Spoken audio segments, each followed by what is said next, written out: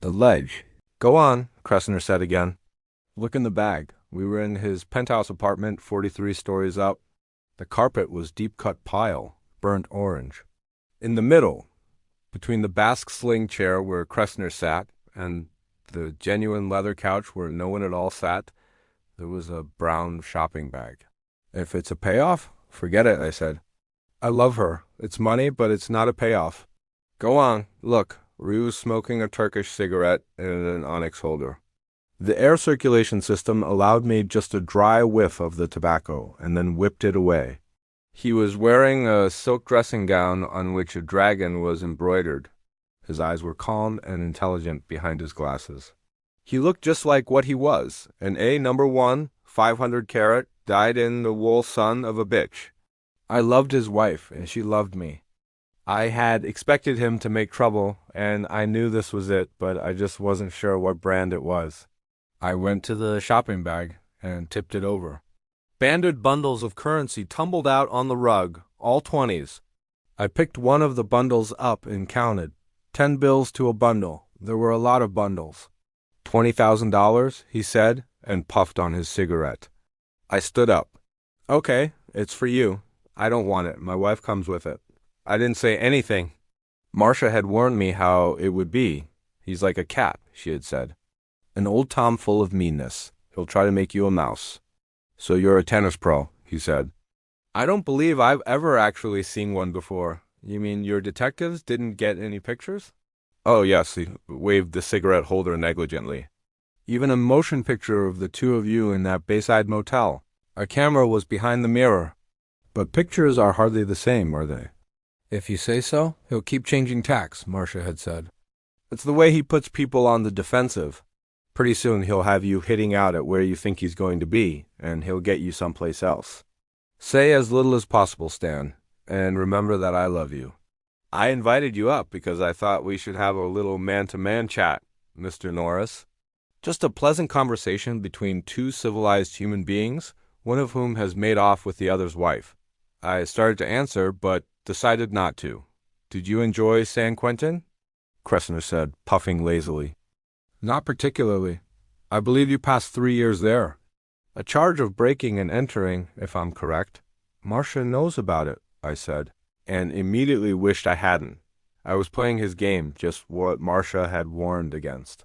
Hitting soft lobs for him to smash back.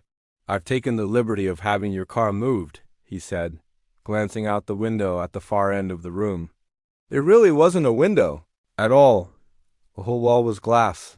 In the middle was a sliding glass door. Beyond it, a balcony the size of a postage stamp. Beyond that, a very long drop. There was something strange about the door. I couldn't quite put my finger on it. This is a very pleasant building, Kressner said.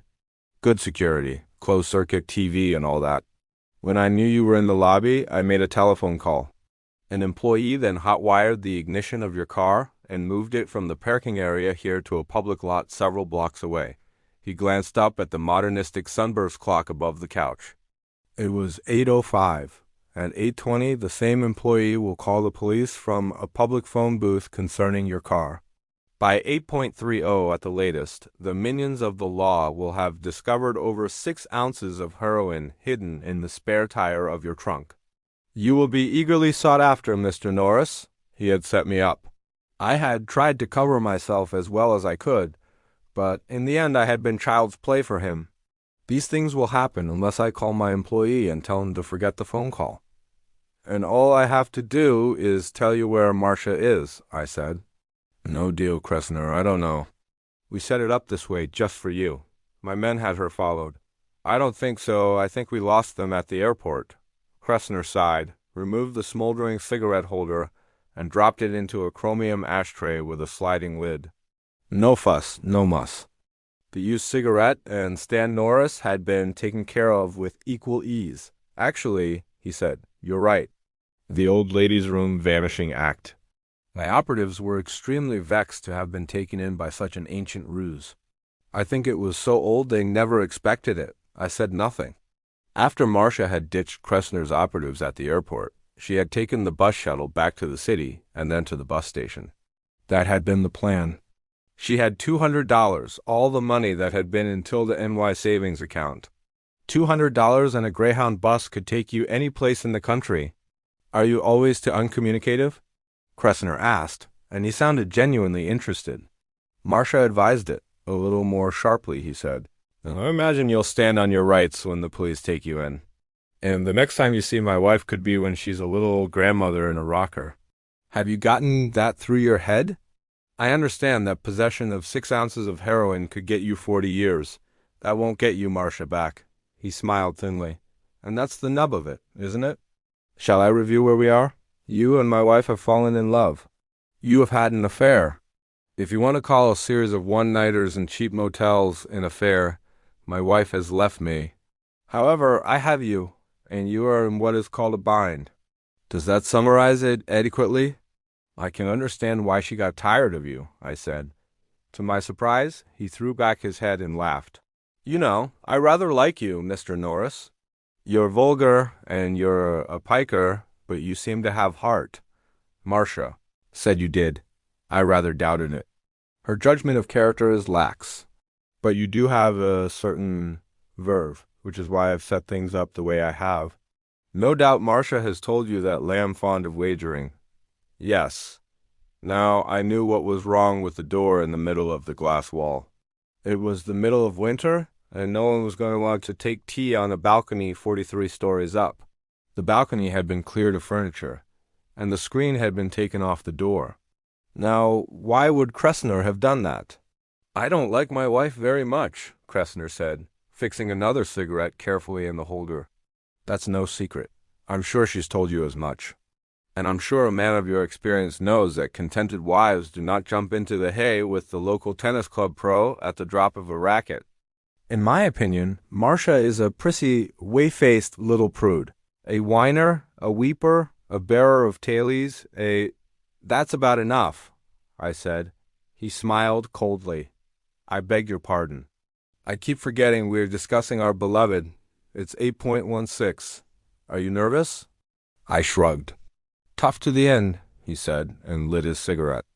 At any rate, you may wonder why, if I dislike Marcia so much, I do not simply give her her freedom. No, I don't wonder at all. He frowned at me. You're a selfish, grasping, egocentric son of a bitch. That's why. No one takes what's yours. Not even if you don't want it anymore. He went red and then laughed. One for you, Mr. Norris. Very good. I shrugged again. I'm going to offer you a wager. If you win, you leave here with the money, the woman, and your freedom. On the other hand, if you lose your life. I looked at the clock. I couldn't help it. It was 8.19. All right, I said. What else? It would buy time, at least. Time for me to think of some way to beat it out of here, with or without the money. Cressner picked up the telephone beside him and dialed a number. Tony, plan 2. Yes. He hung up. What's plan 2? I asked. I'll call Tony back in 15 minutes, and he will remove the offending substance from the trunk of your car and drive it back here. If I don't call, he will get in touch with the police. Not very trusting, are you? Be sensible, Mr. Norris. There is $20,000 on the carpet between us. And this city murder has been committed for 20 cents. What's the bet? He looked genuinely pained. Wager, Mr. Norris, wager. Gentlemen make wagers. Bulgarians place bets, whatever you say. Excellent. I've seen you looking at my balcony. The screen's off the door. Yes, I had it taken off this afternoon. What I propose is this, that you walk around my building on the ledge that juts out just below the penthouse level. If you circumnavigate the building successfully, the jackpot is yours. You're crazy, on the contrary. I have proposed this wager 6 times to 6 different people during my dozen years in this apartment. 3 of the 6 were professional athletes, like you, one of them a notorious quarterback more famous for his TV commercials than his passing game. 1 a baseball player, 1 a rather famous jockey who made an extraordinary yearly salary and who was also afflicted with extraordinary alimony problems. The other 3 were more ordinary citizens who had differing professions, but 2 things in common, a need for money and a certain degree of body grease. He puffed his cigarette thoughtfully and then continued. The wager was declined 5 times out of hand. On the other occasion, it was accepted. The terms were $20,000 against 6 months of service to me. I collected. The fellow took one look over the edge of the balcony and nearly fainted. Kressner looked amused and contemptuous. He said everything down there looked so small. That was what killed his nerve. What makes you think? He cut me off with an annoyed wave of his hand. Don't bore me, Mr. Norris. I think you will do it because you have no choice. It's my wager on the one hand, or 40 years in San Quentin on the other. The money and my wife are only added Phillips, indicative of my good nature. What guarantee do I have that you won't double-cross me? Maybe I'd do it and find out you called Tony and told him to go ahead anyway. He sighed. You are a walking case of paranoia, Mr. Norris. I don't love my wife. It is doing my storied ego no good at all to have her around. $20,000 is a pittance to me. I'd pay 4 times that every week to be given to Police Bagman. As for the wager, however, as I thought about it, and he left me. I suppose he knew that the real Mark always convinces himself. I was a 36-year-old tennis bum, and the club had been thinking of letting me go when Marcia applied a little gentle pressure. Tennis was the only profession I knew, and without it, even getting a job as a janitor would be tough, especially with a record. It was kid stuff, but employers don't care, and the funny thing was that I really loved Maria Kressner. I had fallen for her after 2 9 o'clock tennis lessons, and she had fallen for me just as hard.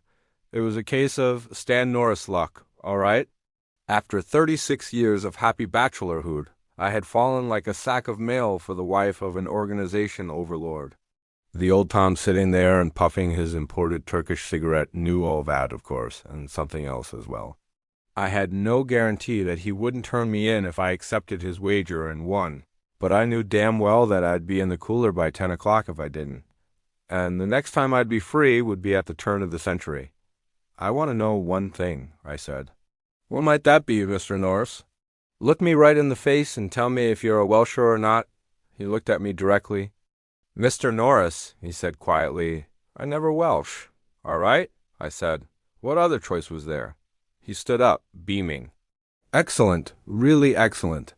Approach the door to the balcony with me, Mr. Norris. We walked over together.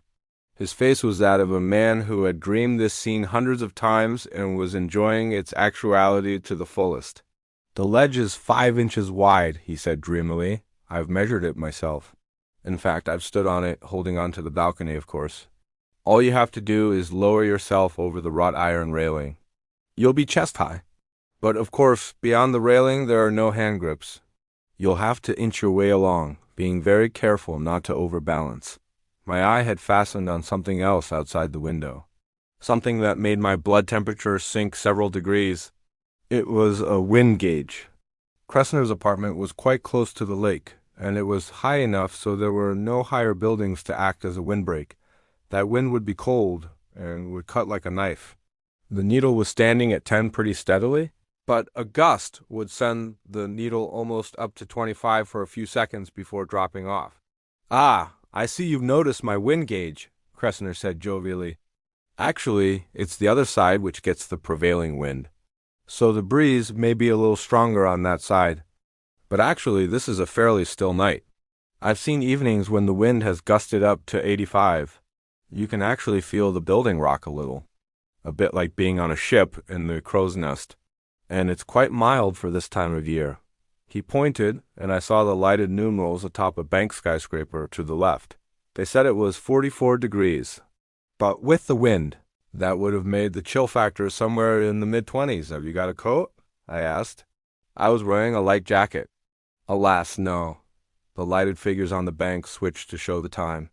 It was 8:32, and I think you had better get started, Mr. Norris, so I can call Tony and put Plan 3 into effect. A good boy, but apt to be impulsive.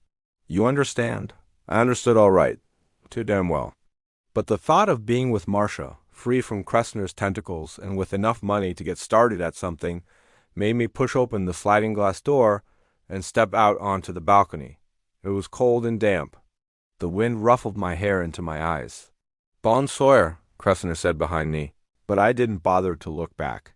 I approached the railing, but I didn't look down, not yet. I began to do deep breathing. It's not really an exercise at all, but a form of self-hypnosis. With every inhale-exhale, you row a distraction out of your mind until there's nothing left but the match ahead of you. I got rid of the money with one breath and Cressner himself with two. Marcia took longer. Her face kept rising in my mind, telling me not to be stupid, not to play his game, that maybe Cressner never welched, but he always hedged his bets. I didn't listen. I couldn't afford to. If I lost this match, I wouldn't have to buy the beers and take the ribbing. I'd be so much scarlet sludge splattered for a block of Deekman Street in both directions. When I thought I had it, I looked down. The building sloped away like a smooth chalk cliff to the street far below. The cars parked there looked like those Matchbox models you can buy in the Five and Dime. The ones driving by the building were just tiny pinpoints of light. If you fell that far, you would have plenty of time to realize just what was happening, to see the wind blowing your clothes as the earth pulled you back faster and faster. You'd have time to scream a long, long scream, and the sound you made when you hit the pavement would be like the sound of an overripe watermelon. I could understand why that other guy had chickened out. But he'd only had 6 months to worry about. I was staring 40 long gray Marcia 4S years in the eye. I looked at the ledge. It looked small. I had never seen 5 inches that looked so much like 2. At least the building was fairly new. It wouldn't crumble under me, I hoped. I swung over the railing and carefully lowered myself until I was standing on the ledge. My heels were out over the drop. The floor on the balcony was about chest high, and I was looking into Cressner's penthouse through the wrought iron ornamental bars. He was standing inside the door, smoking, watching me the way a scientist watches a guinea pig to see what the latest injection will do. "Call," I said, holding on to the railing. "What?" "Call, Tony. I don't move until you do." He went back into the living room.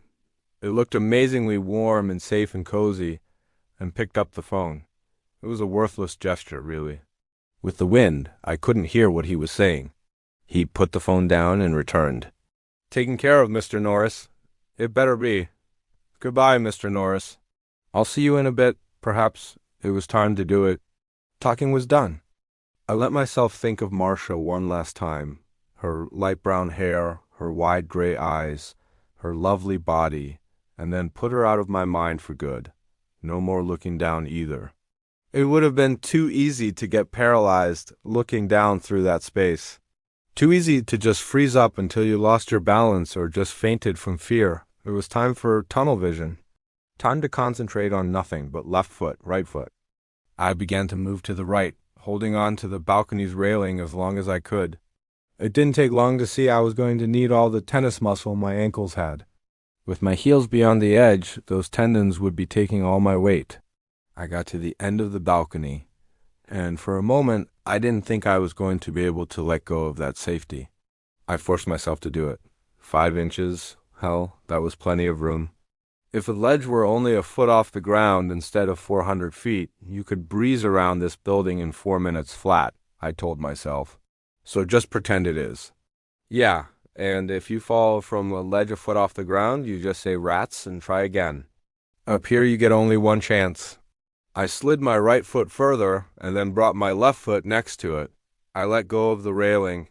I put my open hands up, allowing the palms to rest against the rough stone of the apartment building. I caressed the stone. I could have kissed it. A gust of wind hit me, snapping the collar of my jacket against my face, making my body sway up the ledge. My heart jumped into my throat and stayed there until the wind had died down. A strong enough gust would have peeled me right off my perch and sent me flying down into the night. And the wind would be stronger on the other side. I turned my head to the left, pressing my cheek against the stone. Cressner was leaning over the balcony, watching me. "Enjoying yourself?" he asked affably. He was wearing a brown camel's hair overcoat. "I thought you didn't have a coat," I said. "I lied," he answered equably. "I lie about a lot of things. What's that supposed to mean?" "Nothing." "Nothing at all." Or perhaps it does mean something. "A little psychological warfare, eh, Mr. Norris? I should tell you not to linger overlong." The ankles grow tired, and if they should give way. He took an apple out of his pocket, bit into it, and then tossed it over the edge. There was no sound for a long time. Then, a faint and sickening plop. Kressner chuckled. He had broken my concentration, and I could feel panic nibbling at the edges of my mind with steel teeth. A torrent of terror wanted to rush in and drown me. I turned my head away from him and did deep breathing, flushing the panic away. I was looking at the lighted bank sign, which now said 8.46, time to save at Mutual. By the time the lighted numbers read 8.49, I felt that I had myself under control again. I think Kressner must have decided I'd frozen, and I heard a sardonic patter of applause when I began to shuffle towards the corner of the building again. I began to feel the cold. The lake had wetted the edge of the wind. Its clammy dampness bit at my skin like an auger. My thin jacket billowed out behind me as I shuffled along. I moved slowly, cold or not. If I was going to do this, I would have to do it slowly and deliberately. If I rushed, I would fall. The bank clock read 8.52 when I reached the corner. It didn't appear to be a problem. The ledge went right around, making a square corner, but my right hand told me that there was a crosswind. If I got caught leaning the wrong way, I would take a long ride very quickly. I waited for the wind to drop, but for a long time it refused to, almost as though it were Kressner's willing ally. It slapped against me with vicious, invisible fingers, praying and poking and tickling. At last, after a particularly strong gust had made me rock on my toes, I knew that I could wait forever and the wind would never drop all the way off. So the next time it sank a little, I slipped my right foot around and, clutching both walls with my hands, made the turn. The crosswind pushed me 2 ways at once, and I tottered. For a second I was sickeningly sure that Kressner had won his wager. Then I slid a step further along and pressed myself tightly against the wall, a held breath slipping out of my dry throat. That was when the raspberry went off almost in my ear. Startled, I jerked back to the very edge of balance. My hands lost the wall and pinwheeled crazily for balance. I think that if one of them had hit the stone face of the building, I would have been gone. But after what seemed an eternity, gravity decided to let me return to the wall instead of sending down to the pavement 43 stories below. My breath sobbed out of my lungs in a pained whistle. My legs were rubbery. The tendons in my ankles were humming like high-voltage wires. I had never felt so mortal. The man with the sickle was close enough to read over my shoulder. I twisted my neck, looked up, and there was Kressner, leaning out of his bedroom window 4 feet above me. He was smiling. In his right hand he held a New Year's Eve noisemaker. "Just keeping you on your toes," he said. I didn't waste my breath. I couldn't have spoken above a croak anyway. My heart was thudding crazily in my chest. I sidled 5 or 6 feet along, just in case he was thinking about leaning out and giving me a good shove. Then I stopped and closed my eyes and deep breathed until I had my act back together again. I was on the short side of the building now. On my right, only the highest towers of the city bulked above me. On the left, only the dark circle of the lake, with a few pinpricks of light which floated on it. The wind whooped and moaned. The crosswind at the second corner was not so tricky, and I made it around with no trouble, and then something bit me. I gasped and jerked. The shift of balance scared me, and I pressed tightly against the building. I was bitten again. No, not bitten, but pecked. I looked down. There was a pigeon standing on the ledge, looking up with bright, hateful eyes. You get used to pigeons in the city. They're as common as cab drivers who can't change a 10. They don't like to fly, and they give ground grudgingly, as if the sidewalks were theirs by squatters' rights. Oh yes, and you're apt to find their calling cards on the hood of your car. But you never take much notice. They may be occasionally irritating, but they're interlopers in our world. But I was in his, and I was nearly helpless, and he seemed to know it. He pecked my tired right ankle again, sending a bright dart of pain up my leg. "Get," I snarled at it. "Get out." The pigeon only pecked me again. I was obviously in what he regarded as his home. This section of the ledge was covered with droppings, old and new, a muted cheeping from above. I cricked my neck as far back as it would go and looked up. A beak darted at my face, and I almost recoiled. If I had, I might have become the city's first pigeon-induced casualty. It was Mama Pigeon protecting a bunch of baby pigeons just under the slight overhang of the roof. Too far up to peck my head, thank God. Her husband pecked me again, and now blood was flowing. I could feel it.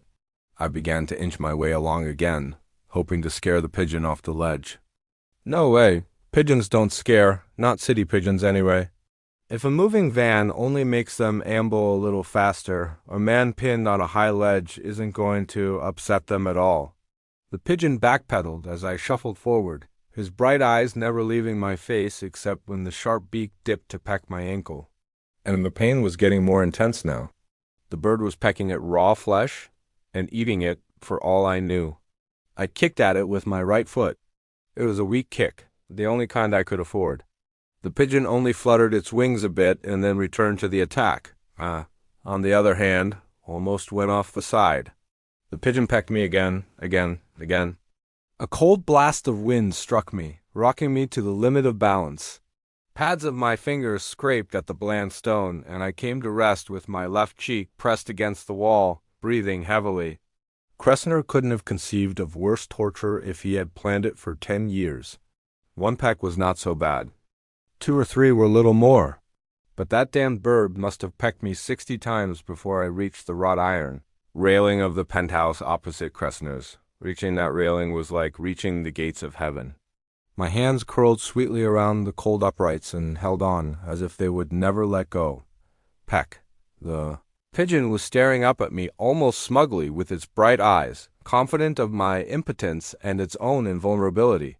I was reminded of Cressner's expression when he had ushered me out onto the balcony on the other side of the building. Gripping the iron bars more tightly, I lashed out with a hard, strong kick and caught the pigeon squarely. It emitted a wholly satisfying squawk and rose into the air, wings flapping. A few feathers, dove gray, settled back to the ledge or disappeared slowly down into the darkness, swan-boating back and forth in the air. Gasping, I crawled up onto the balcony and collapsed there. Despite the cold, my body was dripping with sweat. I don't know how long I lay there, recuperating. The building hid the bank clock, and I don't wear a watch. I sat up before my muscles could stiffen up on me and gingerly rolled down my sock. The right ankle was lacerated and bleeding, but the one looked superficial. Still, I would have to have it taken care of if I ever got out of this. God knows what germs pigeons carry around. I thought of bandaging the raw skin, but decided not to. I might stumble on a tied bandage, time enough later. Then I could buy $20,000 worth of bandages. I got up and looked longingly into the darkened penthouse opposite Cressner's. Barren, empty, unlived in. The heavy storm screen was over this door. I might have been able to break in, but that would have been forfeiting the bet, and I had more to lose than money. When I could put it off no longer, I slipped over the railing and back onto the ledge. The pigeon, the few feathers worse for wear, was standing below his mate's nest, where the guano was thickest, eyeing me balefully. But I didn't think he'd bother me, not when he saw I was moving away. It was very hard to move away, much harder than it had been to leave Cressner's balcony. My mind knew I had to, but my body, particularly my ankles, was screaming that it would be folly to leave such a safe harbor. But I did leave, with Marcia's face in the darkness, urging me on. I got to the second short side, made it around the corner, and shuffled slowly across the width of the building. Now that I was getting close, there was an almost ungovernable urge to hurry, to get it over with. But if I hurried, I would die. So I forced myself to go slowly. The crosswind almost got me again on the fourth corner, and I slipped around it thanks to luck rather than skill. I rested against the building, getting my breath back. But for the first time, I knew that I was going to make it, that I was going to win. My hands felt like half-4 rosin steaks. My ankles hurt like fire, especially the pigeon-pecked right ankle. Sweat kept trickling in my eyes, but I knew I was going to make it. Halfway down the length of the building, warm, yellow light spilled out on Cressner's balcony. Far beyond, I could see the bank sign glowing like a welcome home banner. It was 10.48. But it seemed that I had spent my whole life on those 5 inches of ledge. And God help Cressner if he tried to welsh. The urge to hurry was gone. I almost lingered. It was 11:09 when I put first my right hand on the wrought iron balcony railing and then my left. I hauled myself up, wriggled over the top, collapsed thankfully on the floor, and felt the cold steel muzzle of a .45 against my temple. I looked up and saw a goon ugly enough to stop Big Ben dead in its clockwork. He was grinning. "Excellent," Kressner's voice said from within. "I applaud you, Mr. Norris." He proceeded to do just that. "Bring him in, Tony." Tony hauled me up and set me on my feet so abruptly that my weak ankles almost buckled. Going in, I staggered against the balcony door. Kressner was standing by the living room fireplace, sipping brandy from a goblet the size of a fishbowl. The money had been replaced in the shopping bag. It still stood in the middle of the burnt orange rug. I caught a glimpse of myself in a small mirror on the other side of the room. The hair was disheveled, the face pallid except for 2 bright spots of color on the cheeks. The eyes looked insane. I got only a glimpse because the next moment I was flying across the room. I hit the bath chair and fell over it, pulling it down on top of me and losing my wind. When I got some of it back, I sat up and managed. "You lousy Welsher. You had this planned." "Indeed I did," Kressner said, carefully setting his brandy on the mantel. "But I'm not a Welsher, Mr. Norris." "Indeed no. Just an extremely poor loser. Tony is here only to make sure you don't do anything ill-advised." He put his fingers under his chin and tittered a little. He didn't look like a poor loser. He looked more like a cat with canary feathers on its muzzle. I got up, suddenly feeling more frightened than I had on the ledge. "You fixed it," I said slowly. "Somehow you fixed it." "Not at all. The heroin has been removed from your car. The car itself is back in the parking lot. The money is over there. You may take it and go." "Fine," I said. Tony stood by the glass door to the balcony, still looking like a leftover from Halloween. The .45 was in his hand. I walked over to the shopping bag, picked it up, and walked towards the door on my jittery ankles, fully expecting to be shot down in my tracks. But when I got the door open, I began to have the same feeling that I'd had on the ledge when I rounded the 4th corner. I was going to make it. Kressner's voice, lazy and amused, stopped me. "You don't really think that old lady's room dodge fooled anyone, do you?" I turned back slowly, the shopping bag in my arms. "What do you mean?" "I told you I never Welsh, and I never do." "You won 3 things, Mr. Norris. The money, your freedom, my wife. You have the first 2. You can pick up the 3rd at the country morgue." I stared at him, unable to move, frozen in a soundless thunderclap of shock. "You didn't really think I'd let you have her?" He asked me pityingly. "Oh no, the money, yes. Your freedom, yes. But not Marcia. Still, I don't Welsh. And after you've had her buried, I didn't go near him." "Not then. He was for later." I walked towards Tony, who looked slightly surprised until Kressner said in a bored voice, "Shoot him, please." I threw the bag of money. It hit him squarely in the gun hand, and it struck him hard.